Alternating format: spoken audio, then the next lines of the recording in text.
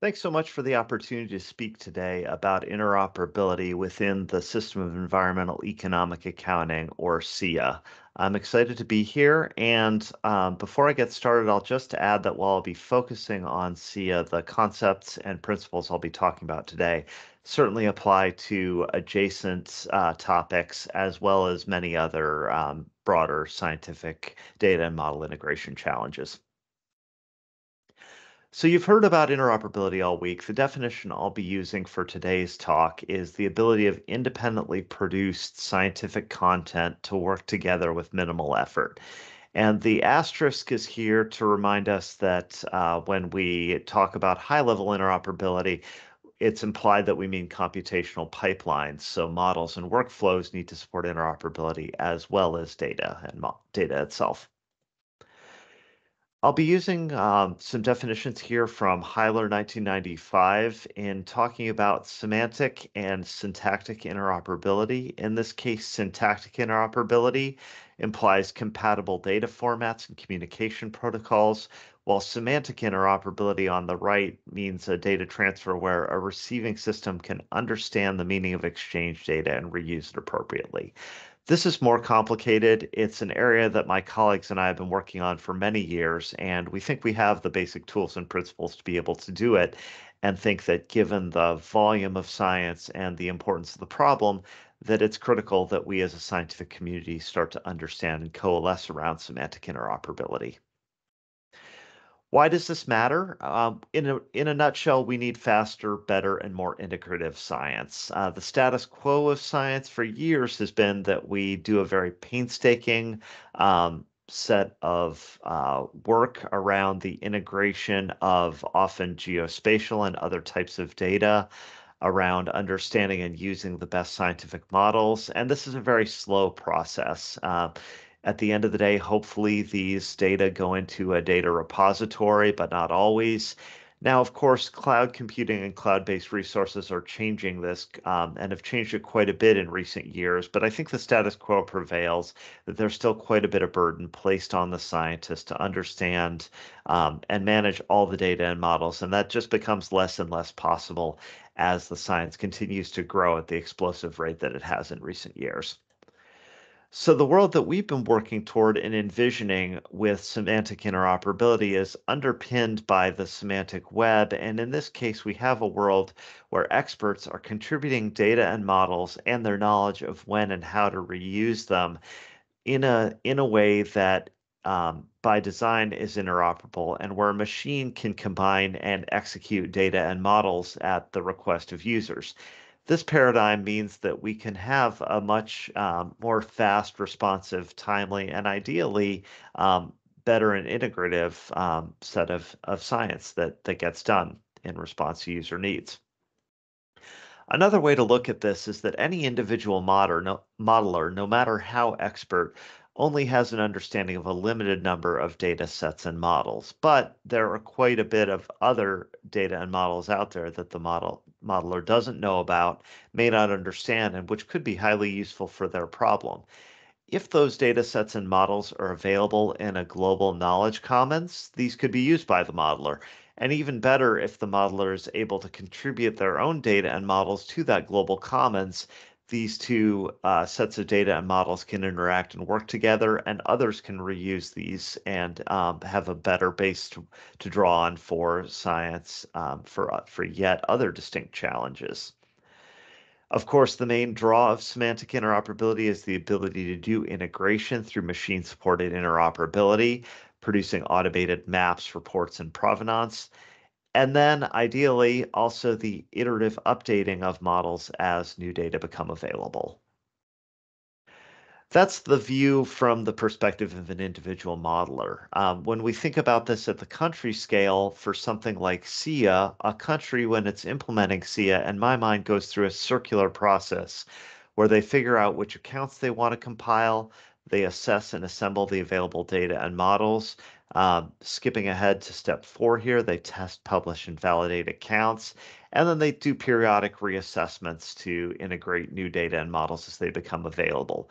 If we have a global data and model commons, and countries are able to draw from that, they have a wider basis of science that they can use in compiling their accounts. And similarly, they can contribute to that global knowledge commons and improve it over time. Of course, there's more than just one country operating out in the world. So if we have that global interoperable knowledge commons, countries may make relatively even use of it and contributions to it. Some countries may draw from it more extensively. Other countries may contribute to it more extensively. But this elevates the ability of all countries to participate in ambitious global monitoring, and we believe is an important prerequisite to effective global implementation. Why does this matter? We want to do this more quickly.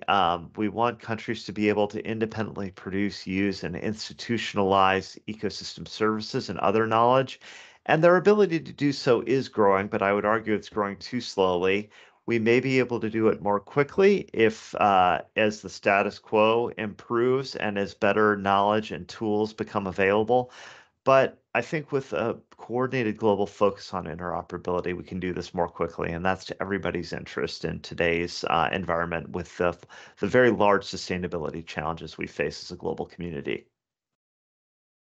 So what's needed to get to interoperability? First of all, is a consensus and understanding of the needs. So conferences like this one are very important. You going out and getting your colleagues excited about this is important.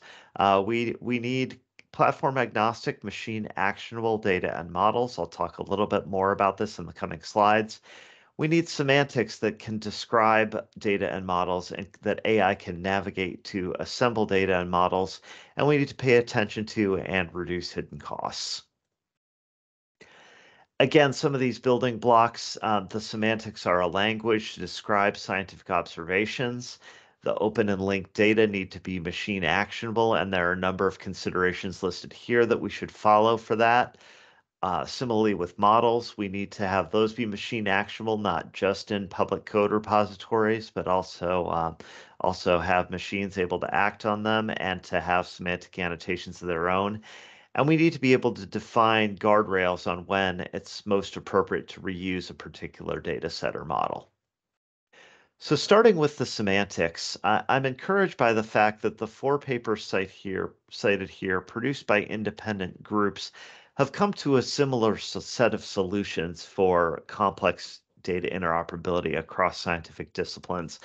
I think of a metaphor here of convergent evolution, where we have a common solution to a problem like flight across diverse groups of organisms, diverse groups of scientists producing similar solutions. It is to me a very good sign that we have a robust solution.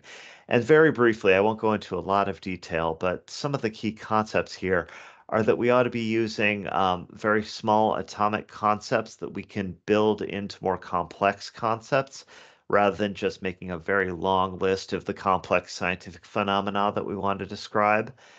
We need to distinguish between the phenomenon and the property being measured as well. So we're not just interested in the atmosphere, we're interested in the temperature or the pressure of the atmosphere. We need to measure the roles for some of these concepts where measurement occurs. Atmospheric temperature, say, at 2 meters versus in the troposphere um, up higher.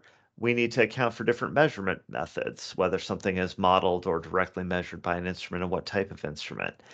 We need to be able to look at not just ontologies for specific scientific domains, but at more general ontologies that can be paired with those that look at broader scientific measurement concepts. And we need to reuse existing semantic resources. Pivoting to models, we need to, I think, move from a world of which model is better or model beauty contests, some of which authors have done, including myself in the past. But I think this is a dated view. I think we need to think about the basic truism that all models are wrong and some are useful, and start thinking about when models are more and less wrong. So when we do that, we focus on Is a particular model more appropriate for a particular ecoregion, spatiotemporal scale, or when key data sets are or aren't available? And if we can, this is the guardrails I was speaking of previously. If we can focus on when models are best and most appropriate, and we can describe those guardrails, then AI can navigate that complexity, integrate the best available models, and we're not stuck with a single model that a modeler is most comfortable with and familiar with, but the best available models for complex and diverse scientific problems. Interoperability solutions have an important human dimension, and there's a technical dimension which I've been talking about today. The article and the interoperability strategy there on the left mostly deal with the technical problem. There's also these human dimensions of trust, user friendliness, equity, and community endorsement. And I really encourage you all to look at this blog post from 3 years ago, which I think is still quite relevant about these human dimensions of interoperability, which matter greatly. Looking at the technical side, this interoperability strategy, which our team wrote and published, focuses on SEEA, but the idea and the vision here, which we'd like others to get behind, ideally, if you agree with it, is that these accounts and indicators need to be rapidly recompilable. We need to be able to quickly produce them to extend new time trends as new data become available. We need to be able to do both very robust international comparisons, but also to enable countries to do high-level customization of their models. And at its core, to get this data into the hands of decision makers, the public, and the media as quickly as possible to be responsive to these modern sustainability challenges. So if this is a vision that you're interested in, I hope you'll read this, agree with us, and join us on this journey. What needs to change in order to do this? There are multiple entities that play a role in all of this, from funders to scientists, managers of data and code repositories, and practitioners. The field that you may be unfamiliar with is knowledge engineering here, which is called out, which is the people who work on the semantics and the tools to make these semantics easier to apply. And scientists and managers of data and code repositories should be familiar with knowledge engineering and working with them to enable the semantics that will enable semantic interoperability. Finally, this is my last slide here. I hope after today's talk and after this wonderful week of sessions, you'll be interested to continue learning more about interoperability and sharing it with your colleagues. To practice the best open science practices you can, this doesn't mean immediately jumping to the most complex open science practices, but starting small, using data and code repositories, making sure that you are using the best available metadata keywords or semantics.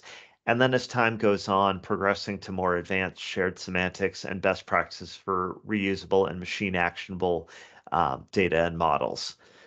Finally, finding someone in your organization who's really passionate about this and who can engage both your organization and the broader scientific community in this journey toward interoperability. Not everybody needs to be the expert, but we ought to be connecting our experts and setting some shared goals. So I hope after today's talk, you're excited to join us on this journey. We think it's an important and critical one, and thank you again for the opportunity to speak today.